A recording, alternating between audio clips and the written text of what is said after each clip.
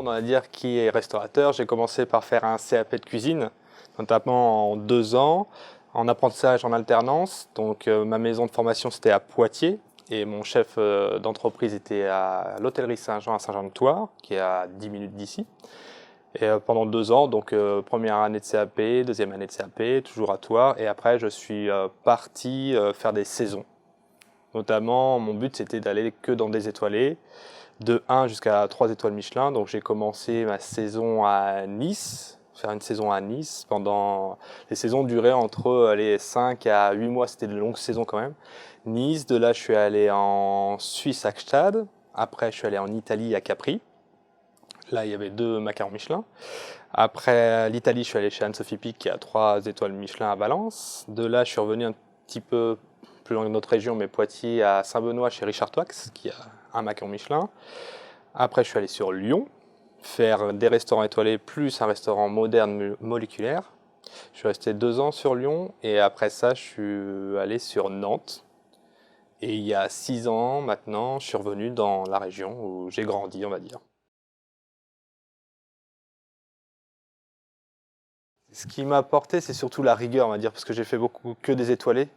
Et dès qu'on met un pied dans ces restaurants-là, soit on y reste pendant longtemps, soit on s'en va tout de suite. Parce que c'est un super mode de travail au niveau apprentissage et rigueur, et même pour soi-même. Après, il faut aimer ça parce que à côté de ça, faut pas penser on n'a pas de vie en fait. C'est le travail et c'est tout. J'ai commencé à faire un bon restaurant qui est à Vertou, le Laurier Fleuri, avec un chef qui avait 10 ans de plus que moi, mais c'était moi en fait. On s'est trouvé super complices pendant 2 ans. Et là, je me dis, c'est bon, j'arrête les étoilés, je me mets à fond avec lui. Et j'aurais pu rester, je pense, toute ma carrière et monter une affaire avec lui, mais la surprise, j'ai eu une petite fille, donc j'ai dû arrêter de faire beaucoup, beaucoup d'heures. Ça a forcément changé des choses.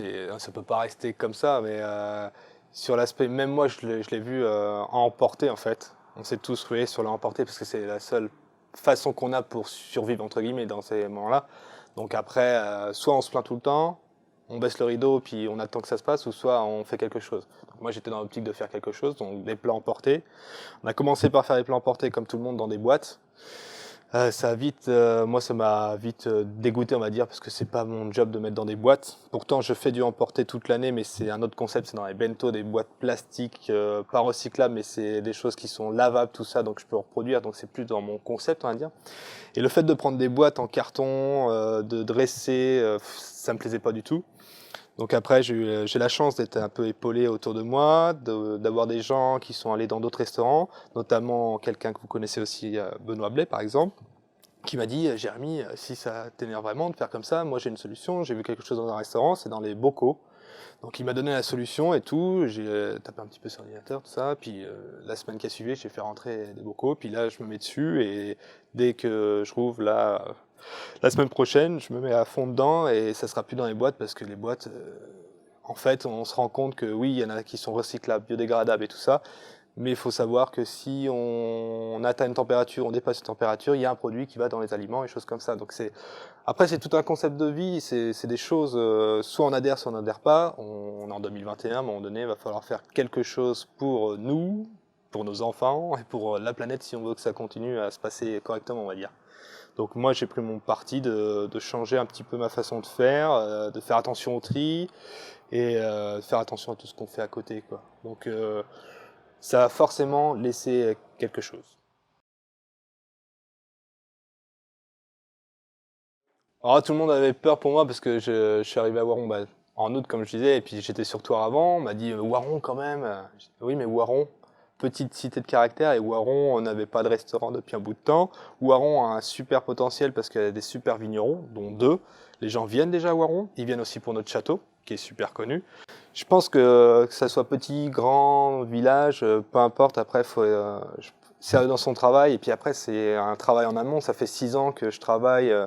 Dans la région, notamment juste à côté à Thouars, donc le bouche à oreille se fait. C'est plus long quand c'est en bien sûr, voilà, mais bon, je pense que ça commence à payer. Je prends le vieux pour en faire du jeune, moi, j'aime bien. C'est surtout ça ma cuisine, je pense aussi. Je prends beaucoup de choses aussi de l'Asie, parce que je suis assez fan de tout ce qui est japonisant. Mais sinon, oui, le vieux peut être très moderne. Je parle là-dessus parce que la base, la cuisine française surtout, c'est la plus belle cuisine du monde, si on ne peut pas se vanter. Mais il y a des bases vraiment ancrées. Et je pense qu'il ne faut pas se dérouter à ça, mais il faut prendre les bases et en faire de la cuisine moderne, parce qu'on reste quand même maintenant dans 2021, donc on peut s'amuser avec la cuisine.